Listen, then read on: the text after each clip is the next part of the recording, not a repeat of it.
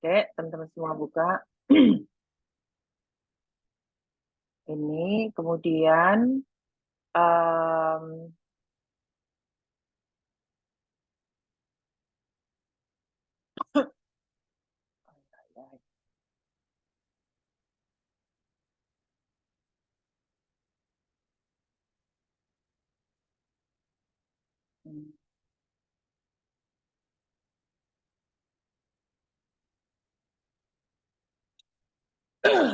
kita belum pernah kan pertanggungjawaban korporasi kan kemarin baru strict kemudian vicarious ya.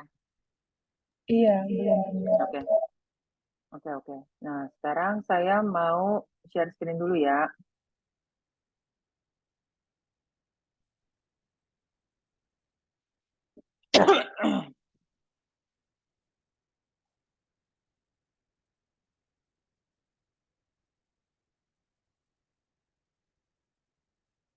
Ya.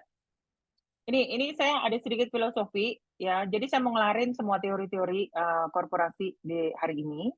Terus abis itu minggu depan kita lihat kasus. Nat, hari Kamis malam ya. Hubungin saya ya Nat ya. Kalau dirimu ada bisa gitu kan? Atau siapa yang mau hubungin saya? Saya kasih kasus-kasusnya. Iya, Kasusnya sebelum 2016 sama sesudah 2016. Nanti kasusnya ada dua, yaitu kasus kasus dalam kaitan dengan korupsi, sama satu kasus dalam kaitannya dengan korupsi dan pencucian uang, sama satu lagi adalah dalam kaitannya dengan lingkungan hidup.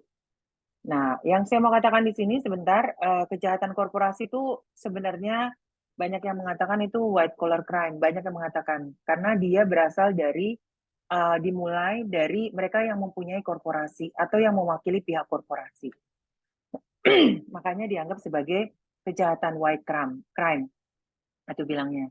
Jadi kejahatan individu, ada kejahatan jabatan, ada kejahatan profesional.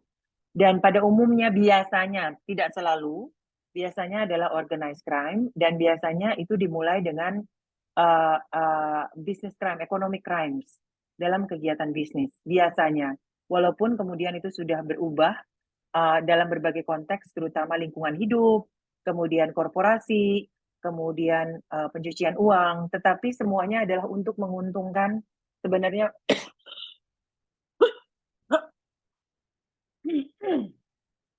untuk mempertahankan bisnis sebenarnya itu. Nah, terus korporasi itu juga kenapa korporasi itu pertanggungjawaban korporasi itu ada kejahatan korporasi karena struktur korporasi itu makin kompleks.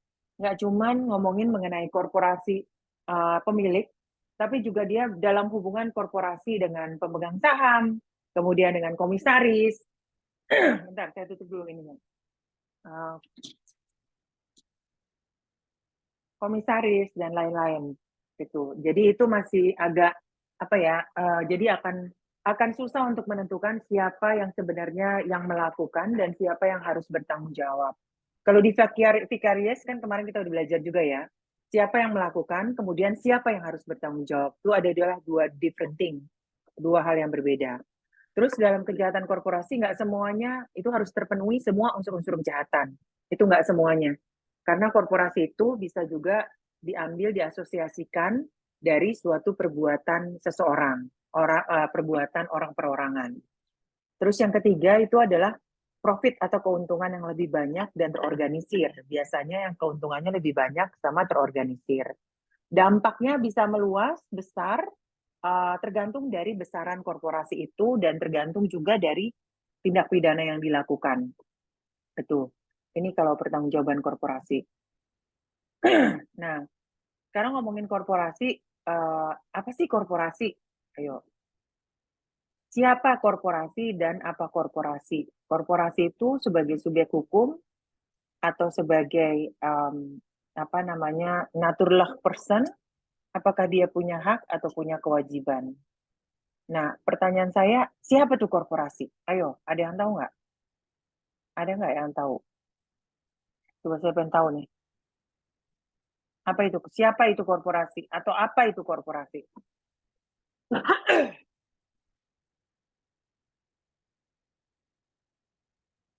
Apa itu korporasi? Ayo, ada yang tahu nggak? Kalau korporasi menurut Kamus Besar Bahasa Indonesia itu perusahaan atau badan usaha yang sangat besar atau beberapa perusahaan yang dikelola dan dijalankan sebagai satu perusahaan besar atau badan usaha yang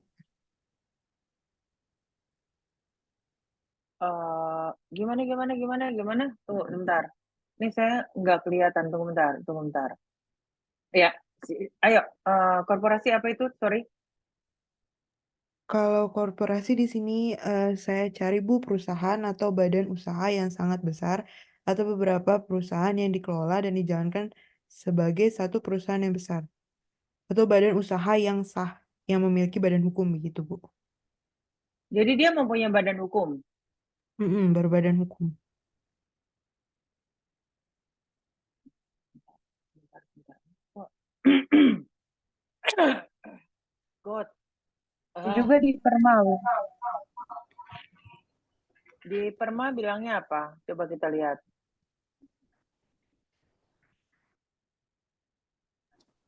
Korporasi adalah kumpulan orang dan atau kekayaan yang terorganisir, baik merupakan badan hukum maupun bukan badan hukum. Kok tiba-tiba? Nah, saya mau hilangin spotlight yang sejujurnya. Ini gimana cara ngilanginnya?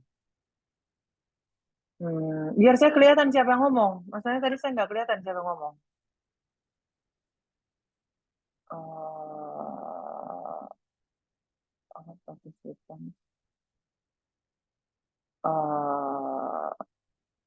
Bentar ya.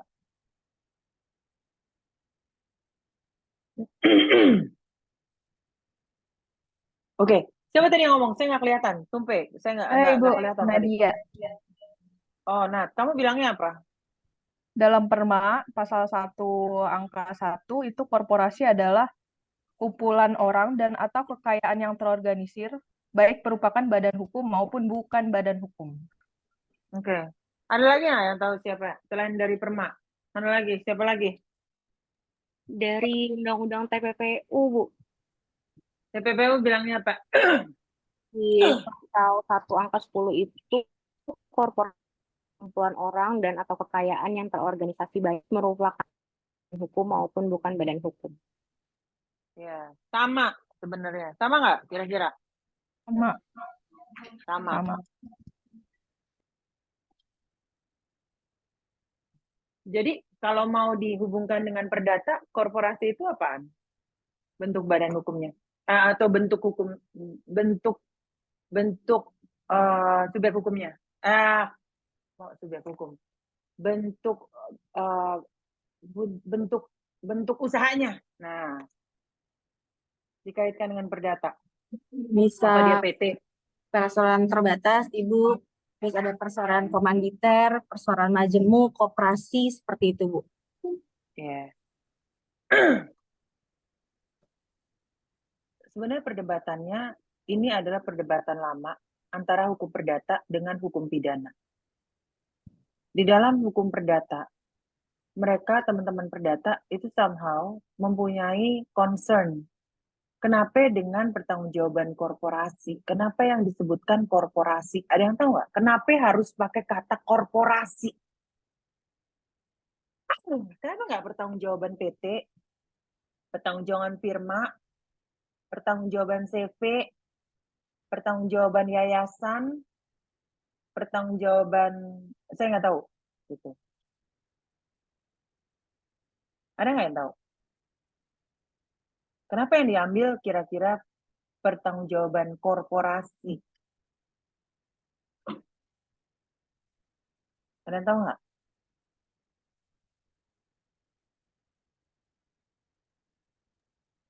Karena pertama terjemahan doang.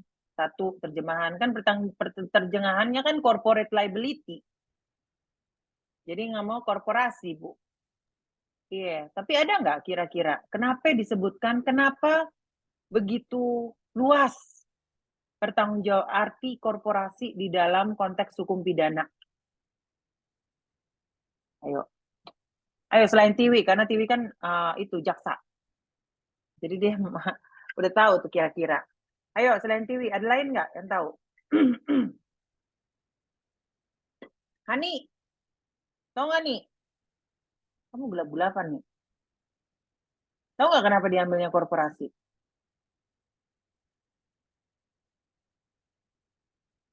Kenapa diambilnya pertanggungjawaban korporasi? Bukan pertanggungjawaban CV, bukan pertanggungjawaban CV, PT. Kan tadi dia bilang ya, si Nadia sama Tiwi kan bilangnya adalah mau bisa berbadan hukum, bisa juga nggak berbadan hukum. Yang berbadan hukum tuh apaan? Coba, Hani, yang berbadan hukum tuh bentuk usaha, yang berbadan hukum apaan aja? Andi atau Hani, Bu? Hania. Hania. Ada Hani ya. Berbadan hukum tuh apa? Ayo, BUMN tuh bentuknya apa? Ayo, bentuknya apa? BUMN. Hah? Berbentuknya apa? Harus tahu, kan kita belajar ini.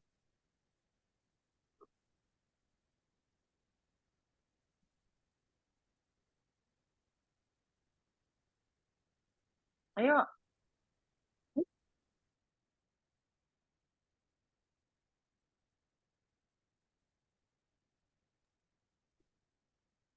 Ayo.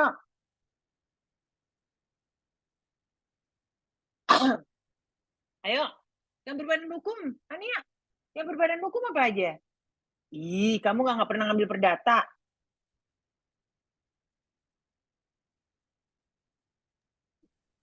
Ania, yang berbadan hukum apa aja? BUMN itu termasuk Persero. PT, PT, Persero, terus apa lagi?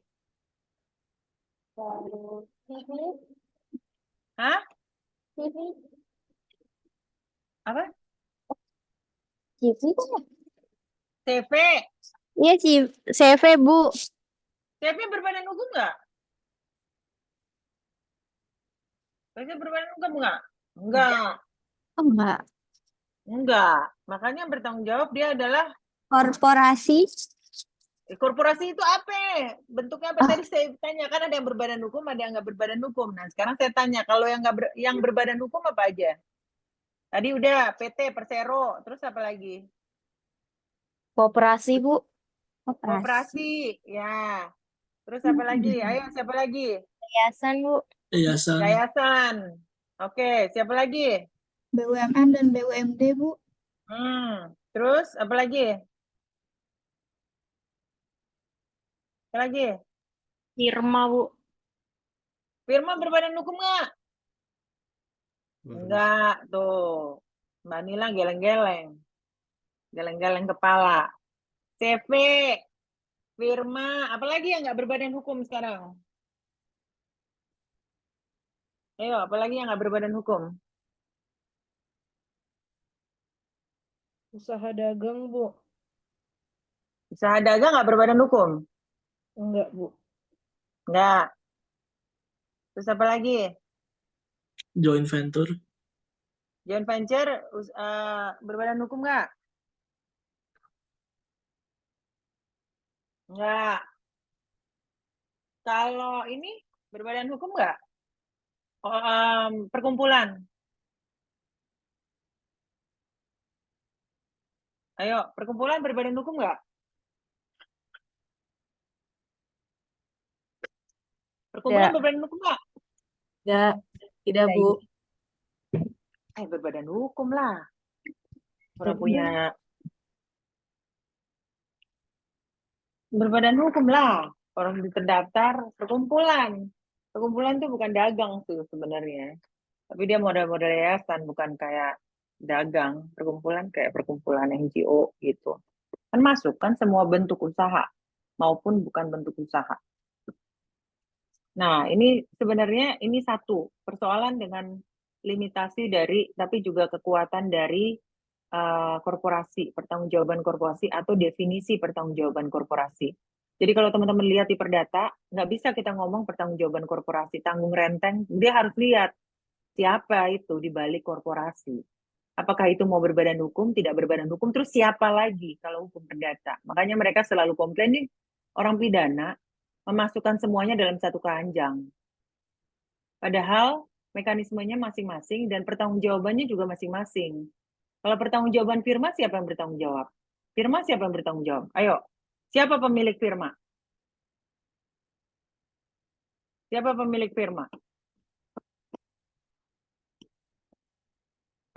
Siapa pemilik firma? Firma siapa sih yang mendirikan firma? Coba pengen tahu. Matthew, kamu tahu nggak siapa yang bisa bikin firma? Kurang tahu. Nggak tahu. Ada lagi? Siapa yang bisa firma? Siapa sih yang bikin firma? Kalian bisa bikin firma nggak? Firma hukum. Masa kagak ada yang bisa bikin firma? Bisa, Bisa. Mbak. Karena firma itu adalah yang mendirikan perseorangan, yang bertanggung jawab juga perseorangan. Nah, ketika PT, makanya dia tidak berbadan hukum. Ketika PT itu lain lagi, itu adalah perjanjian.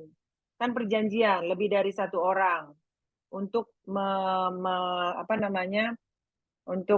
mengelola aset dan mendatangkan profit gitu. Walaupun sekarang sudah ada PT perorangan gitu. Saya juga nggak ngerti kenapa dinamanya PT perseorangan terbatas, tetapi perseorangan. Tapi nggak ada lagi, jadi sebatas sama perusahaannya itu. Nah, itu yang masing-masing harus tahu nih teman-teman, sejauh mana pertanggungjawabannya. Karena nanti itu di dalam hukum pidana, dalam hukum perdata. Tapi juga itu akan mempengaruhi pengetahuan itu walaupun itu di hukum perdata, pengetahuan itu akan membantu kita sebenarnya untuk mengerti alur pertanggungjawaban. Gitu. Dan siapa yang bertanggung jawab langsung. Gitu. Nanti karena ketika kita ngomongin beberapa teori-teori pertanggungjawaban. Ya, lihat ya. Kemudian saya akan share screen lagi. Kenapa dia boleh lagi dengan itu?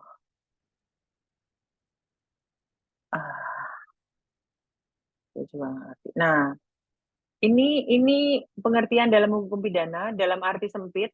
Ini yang sering saya katakan tadi dalam arti sempit itu adalah dalam arti sempit yaitu kaitannya dengan hanya dengan undang-undang PT. Tapi dalam arti luas itu termasuk badan hukum ataupun tidak berbadan hukum. Ya, ini yang kita pakai. Ini yang kita pakai sebenarnya, yang korporasi dalam arti luas, khusus untuk hukum pidana. Kenapa demikian? Karena kita nggak mau pusing sebenarnya untuk melihat nitty-gritty-nya lagi. Walaupun mengerti tentang hal itu menjadi sangat penting.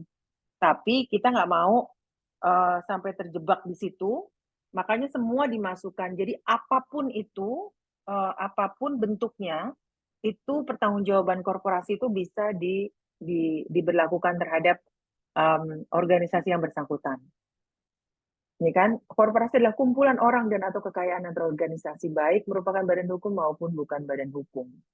Kumpulan orang, jadi harus lebih dari satu orang. Nah, itu makanya pertanyaannya yang sering diajukan adalah bagaimana dengan korporasi individu. Itu sebenarnya. Nah, terus banyak dalam istilah itu digunakan tidak hanya dalam istilah hukum, tapi juga banyak istilah ekonomi. Misalnya MNC, Multinational Corporation, ada enterprise, walaupun sudah ada, kalau teman-teman lihat tadi di Perma 13 2016, kemudian ada korporasi induk, kemudian ada subsidiari. Nah, kemudian kalau yang sekarang tuh lagi rame ada rantai pasok, ada rantai nilai, nah macam-macam tuh jadinya, ya. Jadi berbagai macam pertanggungjawaban, berbagai macam alur komando dan juga siapa yang bertanggung jawab. Nih, ini pertanggungjawaban kan. Biasanya ada tindakan actus reus atau tindakan, atau kemudian ada kesalahan. Kesalahan tuh biasanya mens rea, kemudian ada dasar penghapus. Nah, bagaimana di dalam konteks korporasi? Karena bisa jadi bahwa tindak pidana itu dilakukan oleh salah satu tenaga kerja, manajer, gimana kita mengasosiasikan tenaga kerja itu salah satu orang tersebut ke dalam korporasi. Gitu. Ya, ini Dan yang kedua, apakah mungkin korporasi itu punya mens rea, punya kesalahan dengan sengaja atau tidak sengaja. Kemudian dasar penghapus. Kalau dasar penghapus, ya masih dimungkinkan, terutama di KUHP baru. Nanti teman-teman bisa lihat bahwa itu memang di KUHP baru itu memang benar-benar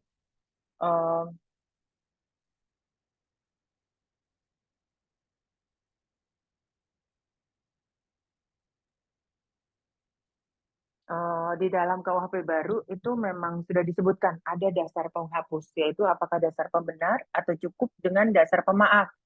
Karena kalau lihat-lihat teman-teman, dasar pemaaf adalah hal-hal yang menyelimuti orang perseorangan, yang hanya dimiliki oleh orang tersebut. Beda dengan dasar pembenar. Kalau dasar pembenar adalah membenarkan perbuatannya, sehingga siapapun yang melakukan bisa dibenarkan. Kan itu bedanya ya, gitu.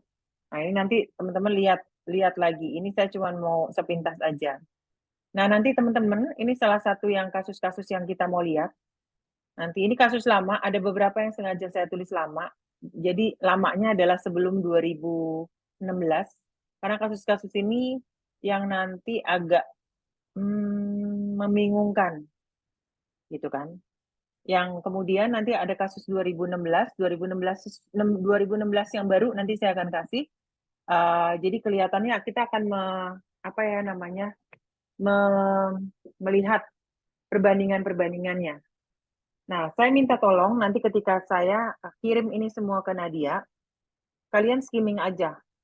Kalau emang punya waktu untuk baca semua, will be good. Tapi otherwise skimming.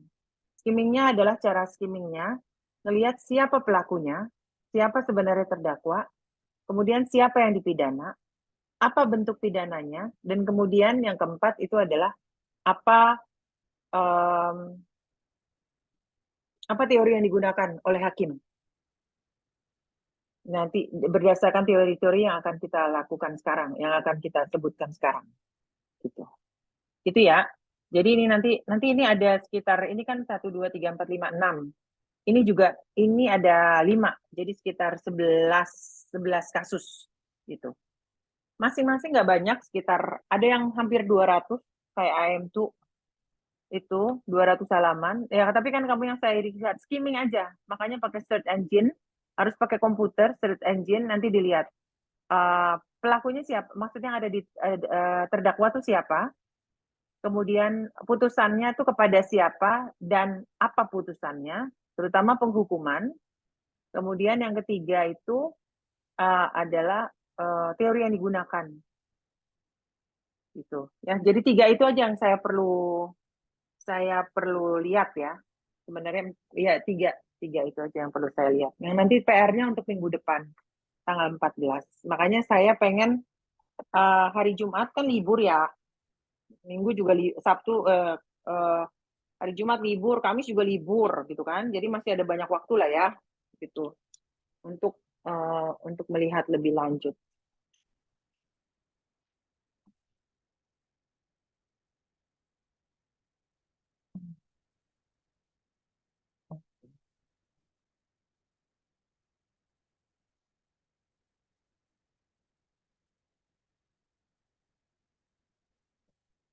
Itu. Saya lanjut dulu ya. Kalau ada pertanyaan nanti kabari ya. Ini kira-kira pertanggungjawaban korporasi yang kita akan bahas. Jadi yang pertama itu adalah strict liability, vicarious liability, identification theory, aggregation, reactive corporate fault, not tort, sama corporate culture mode. Ya. Khusus untuk strict liability kita udah ngomongin kemarin. Jadi strict liability, ayo strict liability itu apa? Aku pengen tahu strict liability. Apa itu strict liability?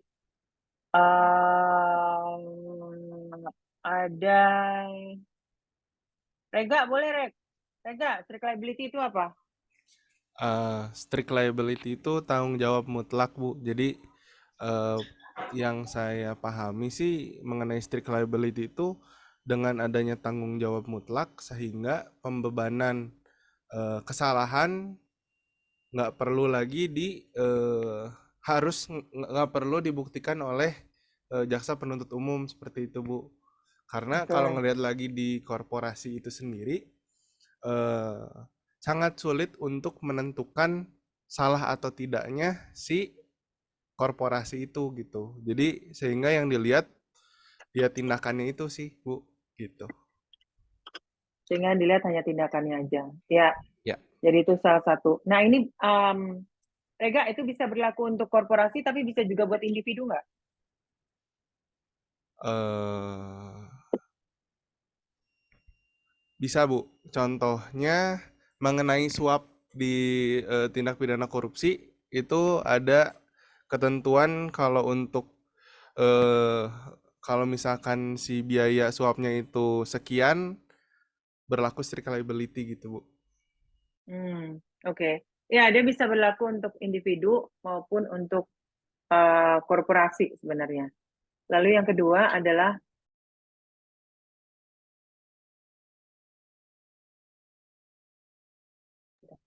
terus kalau yang kedua itu adalah vicarious. Nah, vicarious liability. Apa itu vicarious liability? Kalau tadi laki, sekarang saya minta perempuan. Saya minta Grace. Grace, apa itu vicarious liability?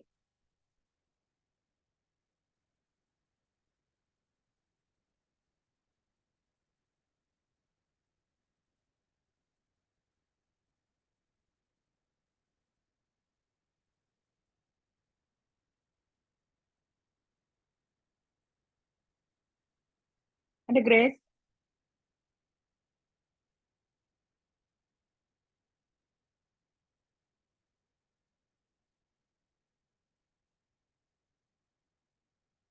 Grace nggak ada? Siapa yang perempuan? Oh ya, Grace, apa itu vicarious liability, Grace? Terutama dalam konteks korporasi. Eh, dari yang saya baru cari, Bu, vicarious liability itu adalah tanggung jawab pengganti. Jadi itu pertanggungjawaban yang dibebankan kepada pihak yang bertanggung jawab atas seseorang terhadap tindakan yang dilakukan oleh pihak yang menjadi tanggungannya. Gimana ulang lagi? Pertanggungjawaban pengganti. Jadi vicarious liability itu pertanggungjawaban pengganti yang dibebankan kepada pihak yang bertanggung jawab atas seseorang terhadap tindakan yang dilakukan oleh pihak yang menjadi tanggungannya. Kalau dalam konteks korporasi bentuknya gimana? Mungkin Bentuknya gimana? seperti kalau ada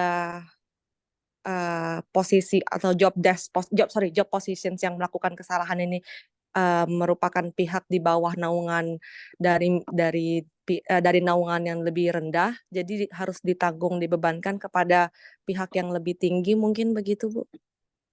Rendah digabungkan ke pihak yang lebih tinggi. Ya, bisa.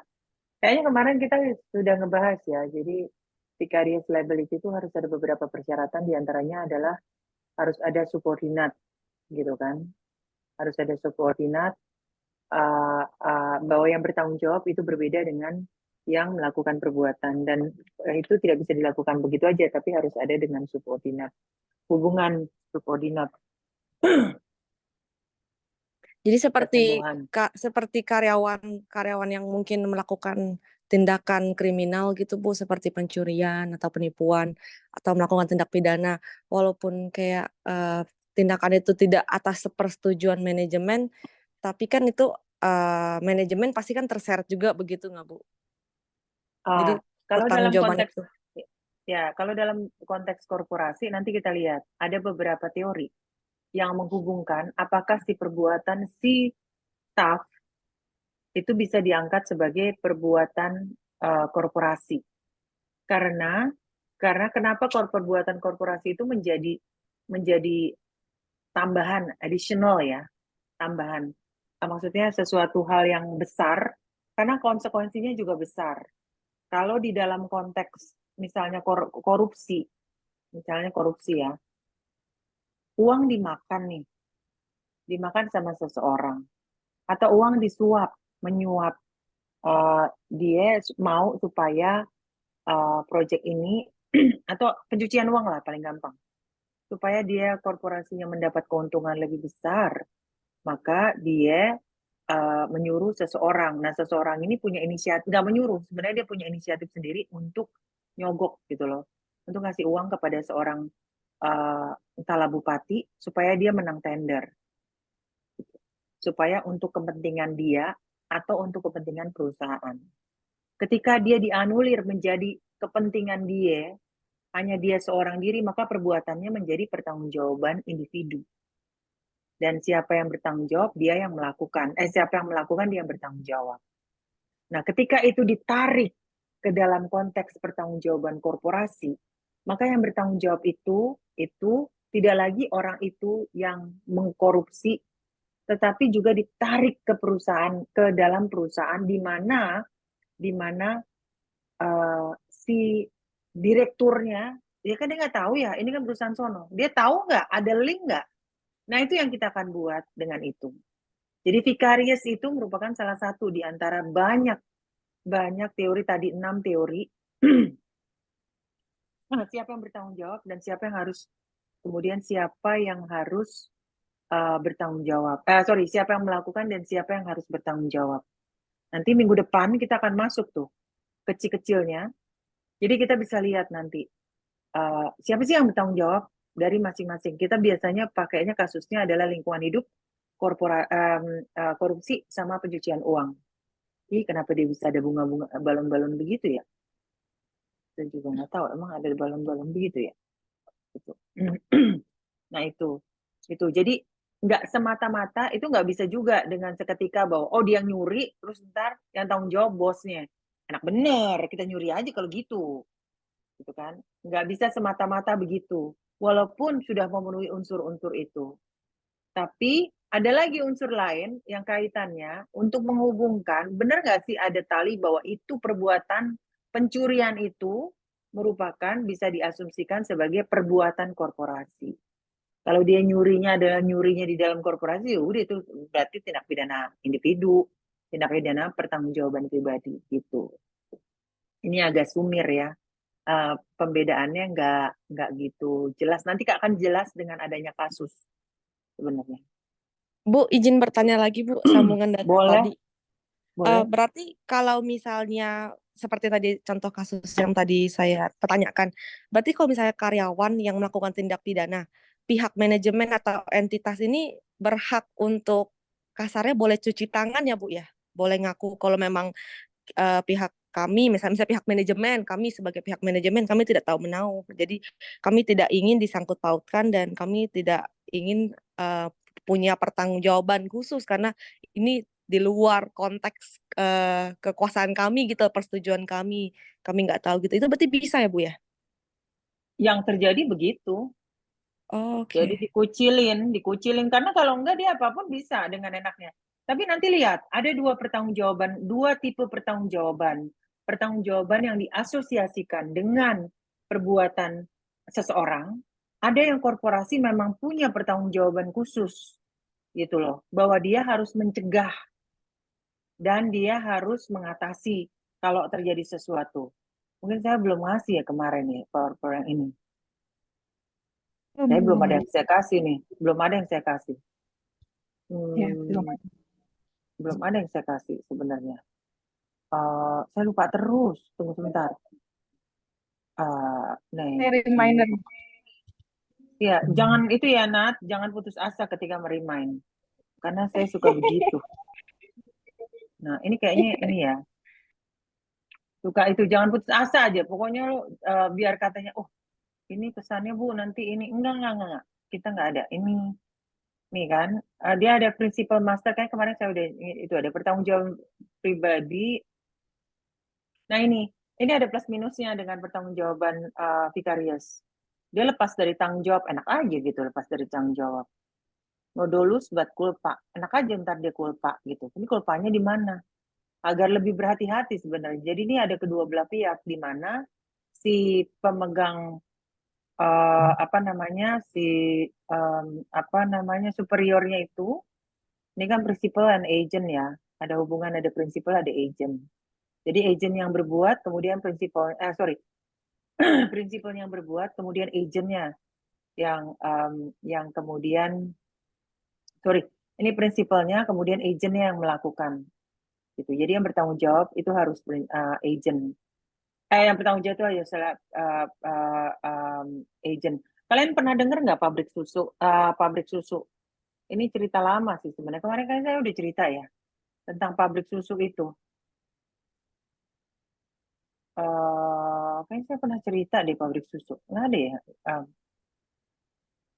Jadi kalau nih, res susu sama remblong. Nah, ini kalau si Pak Barda senang banget sama ngomongin remblong. Remblong itu ketika di puncak 2017, tapi kalau saya punya kasus itu 1996. Itu ada Metro Mini Maut di Sunter. Tapi kalau ini remblong, itu di mana namanya, di puncak. Dia naik mobil, kemudian remnya blong. Maka yang disalahkan itu adalah pemilik mobil, bukan supirnya, gitu. Karena supirnya itu nggak tahu bahwa itu adalah remblong. Jadi yang ditahan itu adalah, yang disuruh pertanggungjawabkan itu adalah si pemilik mobil, gitu.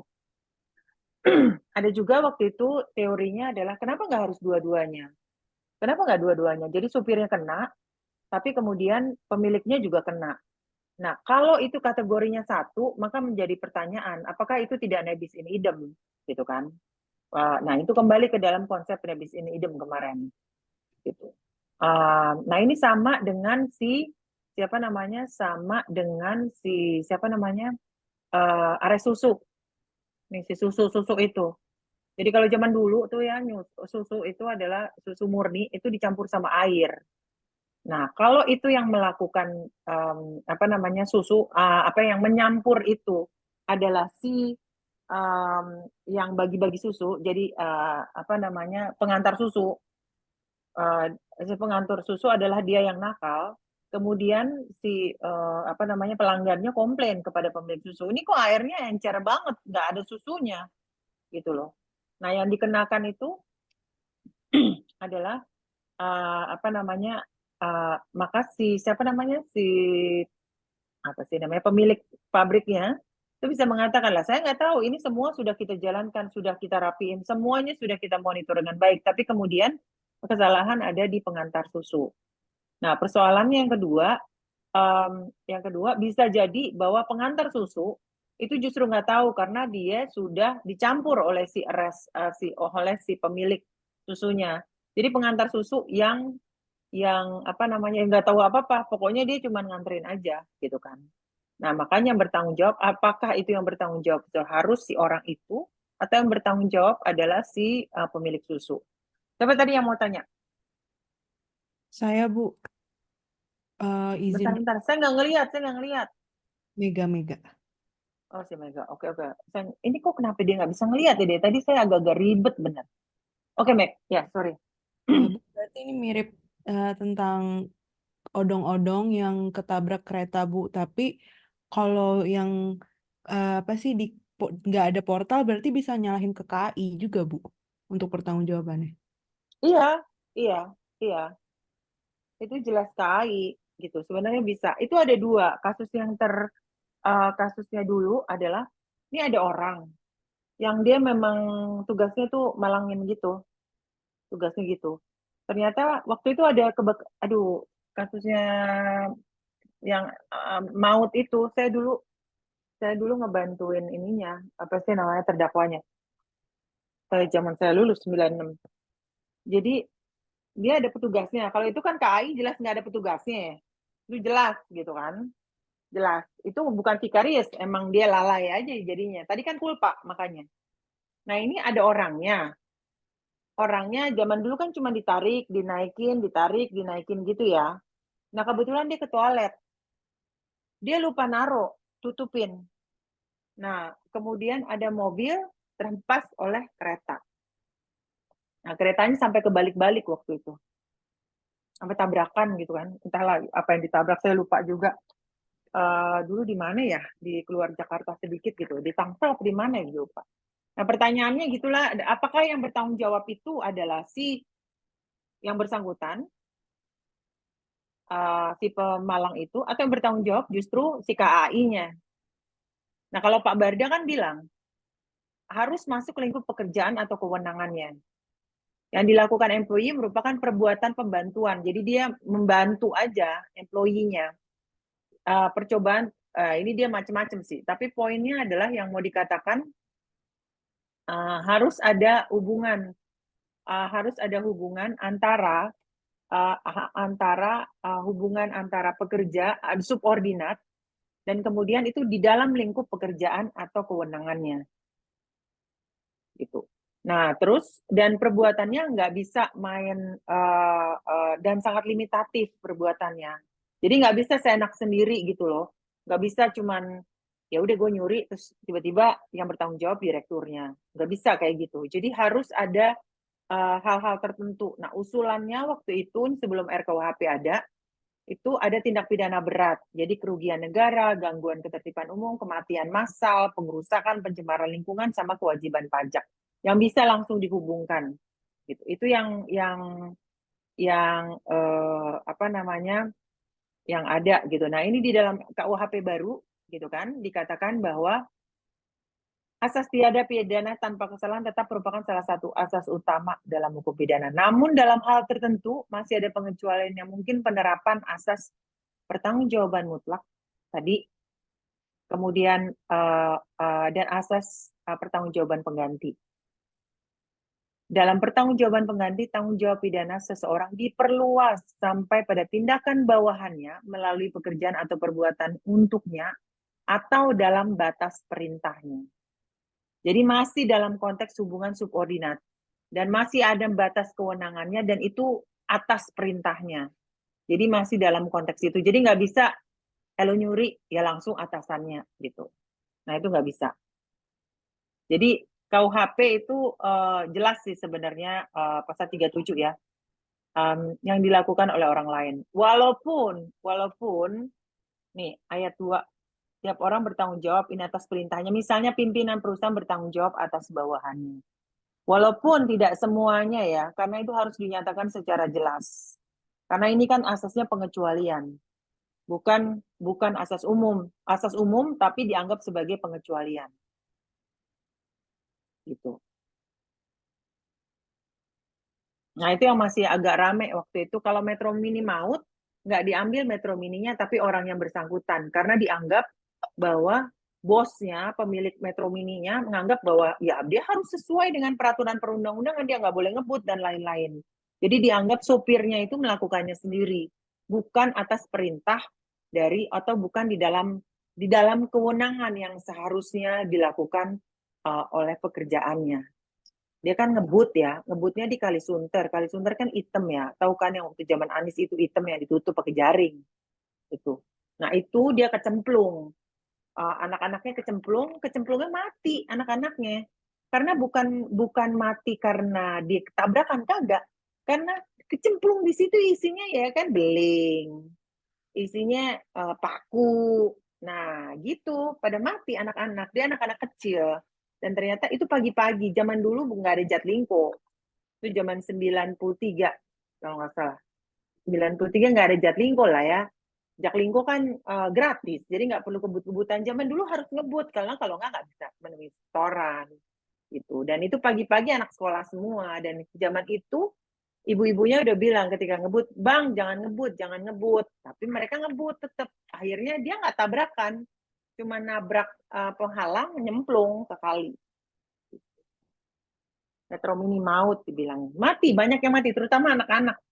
Karena nggak bisa diselamatin. Ya gimana sih, kali itu penuhnya udah penuh. Makanya hati-hati yang nguras kali tuh. Itu. Gitu sih.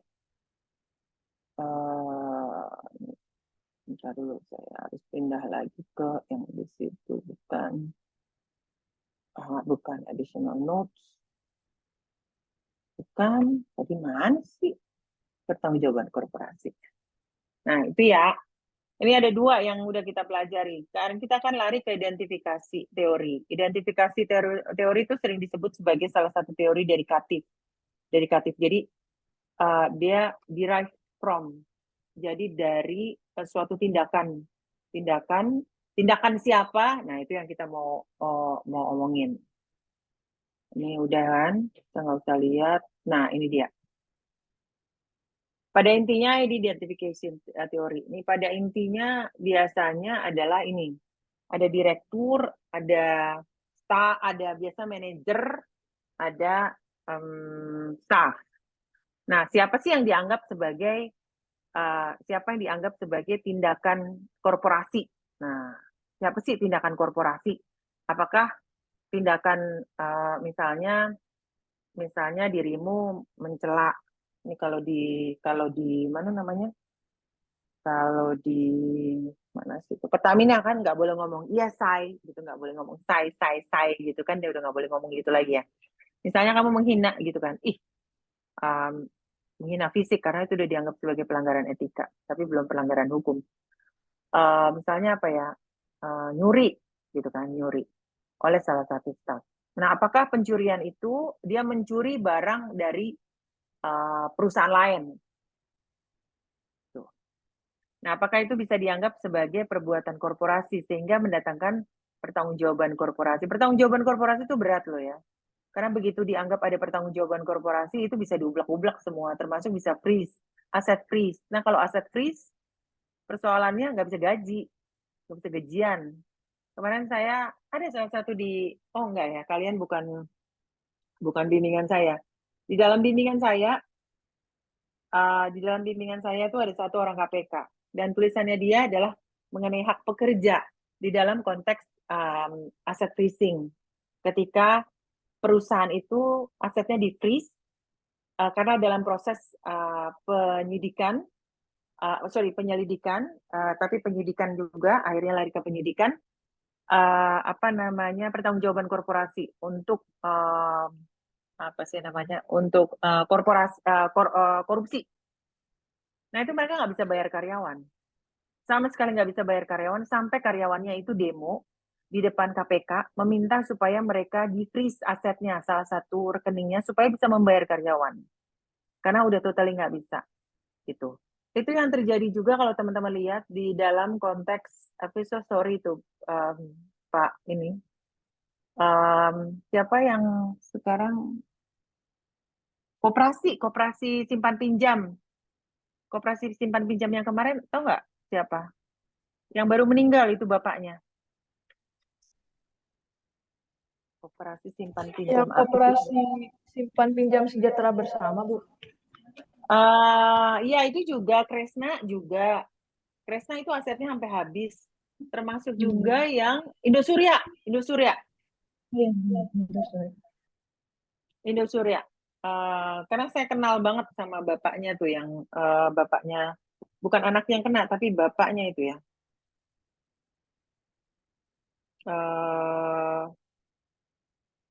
Ini kan dia ada Pak Heni, ada Pak siapa, saya lupa bapaknya.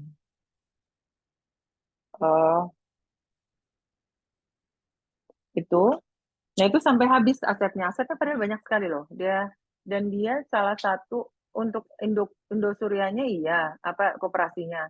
Tapi untuk finance-nya itu mereka dalam posisi bagus banget gitu kan. Ya, tapi karena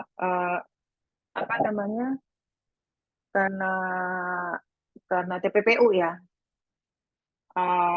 TPPU, maka itu habis tuh. Nah, yang saya mau katakan adalah jadi siapa sebenarnya yang dimaksud dengan perbuatan dari korporasi? Nah, itu harus dilihat dulu. Yang pertama tuh harus dilihat ini sebenarnya. Siapa yang mengambil keputusan? Mengambil keputusan untuk dan atas nama perusahaan. Jadi ini lihat dulu siapa directing mind-nya. Gitu. Lalu yang kedua adalah siapa yang memiliki kekuasaan untuk mewakili korporasi, karena tidak semua korporasi itu bisa mewakili, dapat mewakili dirinya sendiri. Kadang-kadang kita hire korporasi lain, nah dia yang akan mewakili korporasi tersebut. Ini contohnya agen-agen itu loh. Nah, Indosuria tuh pakai agen. Kalau berhadapan dengan segala macam tuh pakai agen dia. Nah, agen-agen ini kan yang dianggap mewakili dari perusahaan tersebut, yang membawa nama baik perusahaan. Makanya kalau jadi agen asuransi, itu juga cukup berat loh. Karena dia sebenarnya mewakili korporasi. Membuat kontrak. Nah, itu walaupun yang tanda tangan di kontraknya adalah bos besar, tapi kan dia sebenarnya salah satu kunci dari agen. Kemudian yang ketiga adalah yang melaksanakan kontrol. Nah ini salah satunya ke dalam konteks Indonesia itu adalah komisaris sebenarnya. Komisaris itu kontrol kan, mengontrol. Kalau dia bisa ngontrol, makanya dia bisa. Tuh, ini ada 3, biasanya 3 ini. Kalau ntar nggak tahu itu ya, apa namanya, apa sih namanya, angkat tangan aja ya, sorry. Nah ini biasanya kelihatannya dari mana? Ngelihatnya dari mana? Gampang ngelihatnya. Harus dari anggaran dasar, paling kelihatan. Karena paling enggak ini maksud dan tujuan korporasi itu di situ. Dan siapa yang kemudian dilimpahkan untuk tadi keputusan mewakili perusahaan maupun yang melakukan monitoring atau kontrol itu biasanya ada di anggaran dasar. Gitu ya. Nah, kalau enggak pengurus itu juga harus sesuai dengan anggaran dasar. Nggak bisa ngelebihin. Makanya kalau ada penyelidikan, itu paling gampang kalau dari lawyernya juga, lihat dulu anggaran dasarnya. Siapa yang mewakili? Anggaran dasar dari pembuatan sampai kemudian ada perubahan anggaran dasar dan lain-lain yang kemudian didaftarkan di Kemenkumham kan, sampai dengan terakhir. Dan yang ketiga adalah pengurus perbuatannya sebagai pengurus dan bukan sebagai pribadi. Pengurus dan bukan persoalan pribadi. Itu yang harus kelihatan. Persoalannya, banyak kasus di mana anggaran dasar nggak ada, tapi dia bertindak selayaknya seperti direktur. Makanya yang dilihat bukan nama jabatan, tapi faktual yang mampu memengaruhi kebijakan perusahaan dan melakukan perbuatan atas nama perusahaan. Paling gampang tuh ya, kalau ngelihat penyelidikan, saya beberapa kali nemenin penyelidikan KPK, penyidikan KPK gitu kan, penyelidikan kejaksaan, itu mereka paling gampang. Coba ditanya nih, tugasnya Bapak tuh apa sih? Ada yang jawabannya panjang sampai di ada yang nggak bisa jawab sama sekali. Nah, ada juga nih, ada juga yang orang-orang yang justru berkuasa secara faktual, tapi nggak masuk dalam anggaran dasar. Contohnya itu adalah pemilik. Jadi dia kayak godfather-nya gitu. Dia yang bikin, dia udah kasih ke anaknya. Nah, tapi dia tetap ngurusin dan semua masih bisa. Dia bilang, ya udah kamu harus ke sini, kamu ke sana, kamu ke sana, kamu ke sini, kamu ke sini, kamu ke sini. Terus tanda tangan yang no, tanda tangan yang no. Nah, makanya harus dilihat bahwa yang mana nih gitu kan. Harus dilihat secara faktual, tidak hanya anggaran dasar itu cuma satu cara ngelihat anggaran dasar siapa sih yang harusnya kerja tapi dia ternyata kagak kerja karena sudah dilampaui oleh anaknya misalnya. Anaknya kemudian ini yang terjadi sering banget, mereka mau profesionalisme kemudian dikasih kepada direktur yang lain. Tapi anaknya sama keluarga itu masih cawe-cawe gitu. Nah, itu nanti harus dilihat benar-benar. Tuh, ada yang bertanya nggak dulu sampai sini? Nanti kalau kita lihat, Izin silakan. tanya, kalau misalnya kan di sini katanya bukan nama jabatan tetapi kekuasaan dan kemampuan secara faktual. Nah, misalnya dalam mengajukan dalam pertanggungjawaban yang nanti yang misalnya ketika itu nanti jadi masalah, biasanya yang menandatanganin yang menandatanganin pengajuan pembelian sesuatu atau yang menandatanganin anggaran atau yang mengajukan anggarannya yang kena. Kan biasanya beda tuh orang yang antara mengajukan anggaran sama yang menandatangani persetujuan anggaran. Kan be both, bisa dua-duanya. Bisa Kasus dua-duanya. Indorsuri, bisa dua-duanya. Kasus Indosuria itu, Pak Henry itu nggak ada di dalam anggaran dasar. Henry Surya itu nggak ada di dalam anggaran dasar. Cuman dia dianggap yang berkuasa karena dia selalu membuat segala sesuatu. Kalau lihat dari putusannya ya, walaupun saya kenal bapaknya dengan baik, tapi dia nggak pernah, dia tidak ada di anggaran dasar karena dia di anggaran dasar sudah nggak ada, udah sejak lama nggak ada. Cuman dia yang menguasai, yang ngatur sana sini. Kalau menurut ini ya, menurut dia menurut akhirnya dua-duanya, direktur keuangannya juga kena, dianya juga kena. Dan itu kelihatan pertama direktur keuangannya yang sebelumnya ya, yang sekarangnya dia bilang, wah saya nggak tahu apa-apa, saya cuman begini, kebiasaannya begini, bahwa saya adalah cuman ngasihnya siatus gini. Jadi walaupun di anggaran dasar begini, tapi kenyataan perusahaan, ya saya cuman tanda tangan doang, tapi semuanya sudah diatur. Nah banyak yang begitu tuh, nggak cuma Indosuria kok, banyak juga perusahaan yang lain.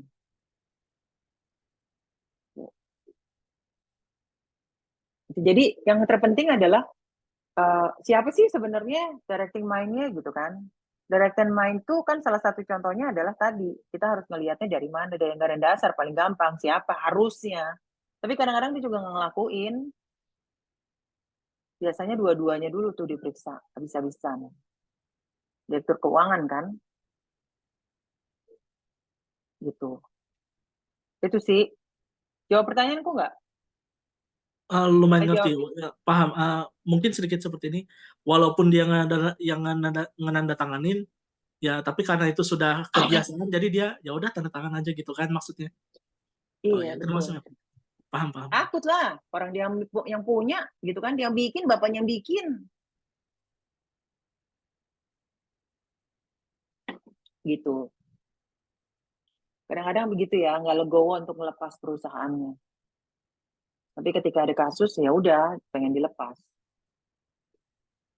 Itu ya. Tapi juga lihat ya, dari derajat kewenangannya juga. Jangan sampai dia harusnya nggak ngapa-ngapain, harusnya nggak begitu, tapi sama yang bawahannya dilakukannya seperti itu. Jadi misunderstanding dua-dua. Itu bisa juga. Banyak sih sebenarnya, jadi atasannya bilangnya apa, kemudian bawahannya ngerjainnya apa. Gitu.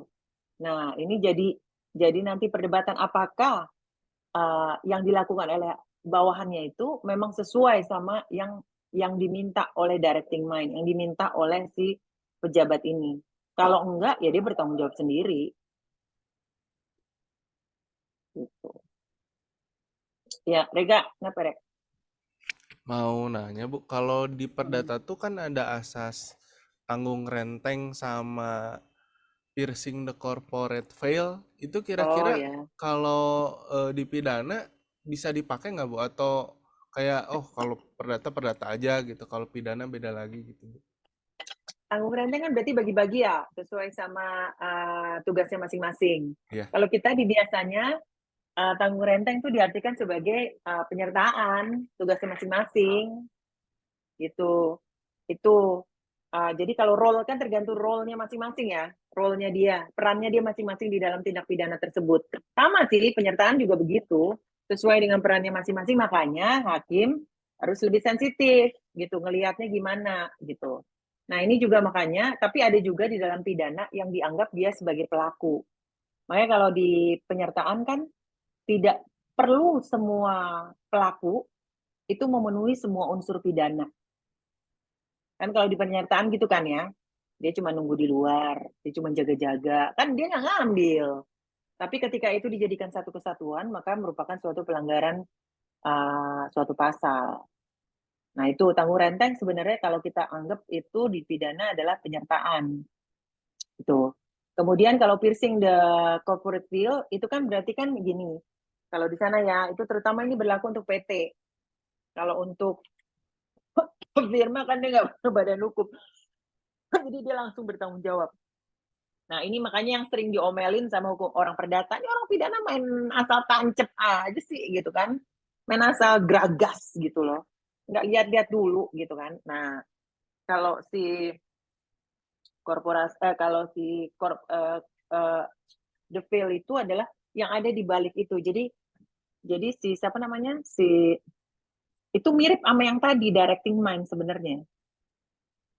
Mirip tuh sama directing mind. Jadi dia nggak cuma ngelihat di direktur seperti anggaran dasarnya, tapi ada di balik itu sebenarnya. Kan tuh sebenarnya nggak bisa juga kan kalau ngomongin perdata kan ya udah yang di sini aja gitu, yang di direktur, yang ada di anggaran dasar, yang di dalamnya kan nggak boleh.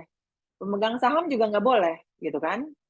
Nah, justru yang ini siapa tahu pemegang saham terbesarnya adalah si bapak itu. Maksudnya si pemiliknya, siapa tahu gitu kan. Nah, itu justru sebenarnya salah satu kita di bahasa kita adalah yaitu directing mind. Siapa sih yang ada di balik itu?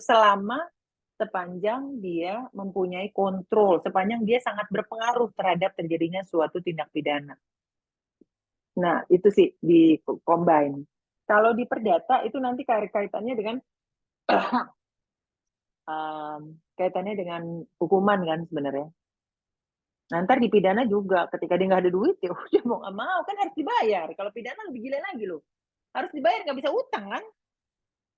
Kalau udah ada hakim udah bilang 7M, 700M, gitu kan. Nah, itu dia nggak bisa, hati-hati juga. Itu salah satu diantaranya tuh, saya jadi ingat ya, kalau untuk sanksi ya. Untuk, apa namanya, kok sanksi sih? Sanksi itu apa ya? Hukuman duit tuh, uang itu harus di dalam kurung ya. Kalau di ini harus di dalam kurung dan disebutin rupiahnya. Misalnya 2 triliun, 2M. Karena ada kejadian itu, korupsi. Ditulisnya cuma 2T. T-nya dihilangin jadi jadi M. Itu lain lagi tuh urusannya tuh ya. Begitu di Mahkamah Agung. Bayangin dari 2T jadi 2M. Jadi bayarlah seketika. Ya nggak? Cuma 2M dibandingin 2T, gila. Gitu kan. Itu. Anyway, ini salah satu contoh-contoh ya sebenarnya. Ini arguable. Maksudnya adalah kalau mau dilihat sebenarnya bisa masuk nggak cuma identifikasi, tapi juga yang teori yang lain. Karena dalam konteksnya, pada dasarnya teori ini nggak bisa berdiri sendiri. Ada identifikasi, kadang-kadang dicampur semua supaya mazhab di pidana adalah sedapat mungkin bisa dipidana kan. Beda kalau di perdata sedapat mungkin ya udah kita ngatur kan di perdata mau melindungi aset, melindungi kekhususan mereka. Tapi kalau di pidana kan semuanya maunya dihukum. Gitu. Ini untuk dan atas nama sendiri, nanti kita lihat aja sendiri-sendiri. Ini ada dari Undang-Undang Tipikor, Undang-Undang Penimbunan Barang, terus Undang-Undang TPPU, gitu, dilaksanakan tugas dan fungsi pelaku atas perintah, atas pemberi perintah. Biasanya identification theory. Nah, teori kedua ya, agregat. Agregat itu kan kumpulan, koherensi keseluruhan. Nah, dia tuh masing-masing, ini juga derivatif. Tadinya ada 1, 2, 3, 4. Nah, kalau dikumpulin jadi 1, maka dia menjadi suatu perbuatan dari korporasi. Kalau dikumpulin jadi 1, gitu. Kalau dikumpulin jadi 1 ya. Kita kelar jam 3 ya. Dikit lagi ya, 2 menit lagi dah ya. Biar cepet. Nanti biar selesai semua, terus besok udah kasus soalnya. Saya pengen kasus soalnya. Ini agregat, di antaranya itu adalah doktrin pendelegasian. Ini mirip sama tadi satu sebenarnya. Doktrin pendelegasian itu ini sebenarnya di bawah identifikasi karena dia mendelegasikan tadi siapa yang boleh merepresentasikan pendelegasian. Nah, yang menarik adalah reaktif corporate fault. Ini perbuatan yang berdiri sendiri sebenarnya. Jadi perbuatan yang berdiri sendiri tidak derivatif karena suatu perbuatan tertentu. Jadi corporate fault, jadi korporasi itu punya kewajiban tersendiri dan kewajibannya itu preventif, bisa juga korektif. Mirip sama pertanggungjawaban komando. Mirip sama pertanggungjawaban komando. Jadi dia non derivatif, artinya adalah dia punya kewajibannya sendiri. Kewajibannya sendiri itu adalah untuk melakukan preventif, mencegah supaya tidak terjadi sesuatu. Yang satu lagi adalah korektif. Ketika dia korektif, maka kalau terjadi sesuatu, maka dia harus melakukan penyelidikan, kemudian lebih reaktif gitu kan. Makanya dibilang reaktif corporate fault. Terhadap corporate fault, dia harus lebih reaktif gitu. Nah, ini yang seringkali dibedakan sebenarnya antara perbuatan yang derivatif gitu, perbuatan derivatif tadi atau perbuatan sebenarnya somehow itu kalau vicarious liability, kemudian dikaitkan dengan reaktif corporate fault karena dia berdiri sendiri. Tuh. Jadi dia punya kewajibannya sendiri. Ini ada di KUHP 123. Ini nanti lihat dulu. Di mencegah dampak yang lebih besar, ini di Perma 13 2016. Makanya tadi saya minta tolong dibaca Perma 13 tahun 2016. Ini di ayat pasal 4-nya, korporasi tidak melakukan langkah-langkah yang diperlukan untuk mencegah dampak lebih besar dan memastikan kepatuhan terhadap ketentuan hukum yang berlaku guna menghindari terjadinya tindak pidana. Jadi ini nggak derivatif, memang dia datangnya dari korporasi itu punya kesalahan, punya kewajibannya sendiri. Nah, ini nanti dilihat lagi sendiri. Nah, ini nanti sekarang kalau tadi kan perbuatannya ya, tadi teori-teori segala macam perbuatannya. Nanti saya akan lari dengan, saya langsung cepat aja ya. Jadi nanti biar minggu depan udah saya kasih kira-kira yang harus dilakukan. Biasanya dalam konteksnya adalah ada 3 pertanggungjawaban. Ini kan pertanggungjawabannya. Kalau tadi itu adalah kira-kira teori yang menghubungkan satu perbuatan dengan pertanggungjawaban. Nah, ini pertanggungjawabannya. Pertanggungjawabannya tuh biasanya adalah pengurus. Jadi pengurus yang melakukan tindak pidana korupsi dengan mengatasnamakan korporasi, maka pengurus yang dituntut secara individu. Pengurus yang melakukan tindak pidana korupsi mengatasnamakan korporasi, korporasinya yang dituntut.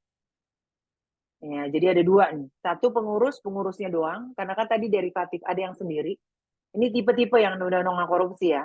Sama nih, mirip sama di undang-undang lingkungan hidup. Tapi ada yang dua-duanya, ada yang korporasi, ada yang pengurus. Persoalannya di yang ketiga, maka menjadi pertanyaan, apakah terjadi nebis in idem? Makanya kita besok juga lihat, apakah ini teman-teman nanti baca sendiri mengenai nebis in idem. Ketika korporasi dituntut, kemudian pengurusnya juga dituntut sendiri, apakah terjadi nebis in idem? Nah, itu ntar pertanyaan yang perlu dijawab minggu depan kita buat diskusi. Nah, ini nanti lihat sendiri di PT GJW, PT CN, kemudian PT IM2 sama PT AK. Ini kebetulan semuanya bentuknya PT ya. Karena memang yang gede-gede sih sebenarnya. Nah, terus yang terakhir adalah permasalahan yang mungkin timbul. Nah, ini denda apakah boleh diambil dari harta kekayaan pribadi atau enggak? Nah, tadi Rega bilang corporate piercing the peer atau enggak? Ya, nanti lihat sendiri pasal 118. Nah, di Perma 13 nanti lihat sendiri siapa yang dimaksud dengan pengurus. Pengurus itu ada kaitannya dengan identifikasi teori tadi, ya. Kemudian apa yang dimaksud dengan hubungan kerja dan hubungan lainnya. Karena ini yang ada kaitannya dengan hubungan kerja. Kalau tiba-tiba dia orang lain, kemudian dia nggak dipekerjakan oleh korporasi, ngapain juga kita pusing gitu kan. Makanya harus ada hubungan kerja tadi di dalam konteks superior sama subordinat. Ntar lihat sendiri pasal 4-nya Perma, pertanggungjawaban secara grup. Tadi yang menarik adalah di Perma sudah di-mention, tadi kan saya bilang ya, ininya warna terminologinya beda-beda, ada subsidiary, ada kemudian ada grup. Nah, di dalam konteks di Perma disebutkan ada grup.